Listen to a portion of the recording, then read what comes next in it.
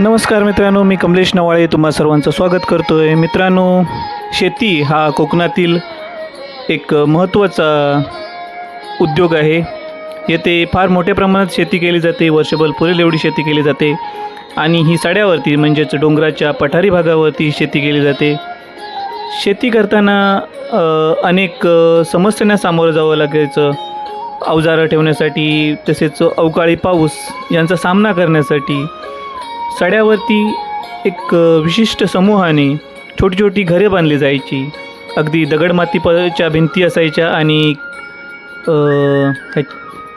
गवताने साकारली जायची.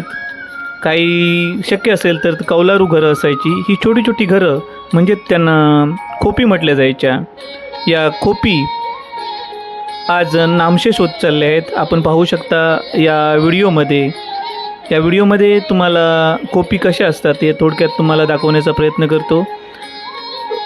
दगडमातीच्या भिंती आणि गवताने साकारलेल्या किंवा कौलारू अशा छोट्या छोट्या खोपी असायच्या, ज्या अवकाळी पावसापासून शेतीमालाचं संरक्षण करण्यासाठी तसेच शेतीची अवजारं असतात ती ठेवण्यासाठी तसेच इतर साहित्य ठेवण्यासाठी या छोट्या छोट्या खोपींचा वापर केला जायचा.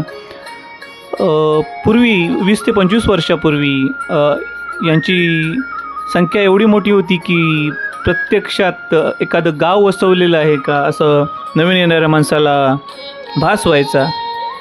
पण मित्रांनो, आता शहरीकरणामुळे येथील शेती आता परवडेना अशी झाली आहे. शेतीपासून जास्त उत्पन्न मिळत नाहीत म्हणून लोक शेती ओसाड ठेवून आता शहराकडे नोकरीधंद्यासाठी वळली आहेत आणि या खोपी आता नामशेष होऊ लागल्या आहेत. तर या नामशेष होणाऱ्या खोपी आता शिल्लक राहिले आहेत त्यांचे अवशेष. तर मित्रांनो, आपण पाहू शकता कशा प्रकारे खोपी बनवल्या जायच्या आणि त्यांचा उपयोग कसा होत होता हे या व्हिडिओच्या माध्यमातून मी तुम्हाला दाखवण्याचा प्रयत्न करतो आहे.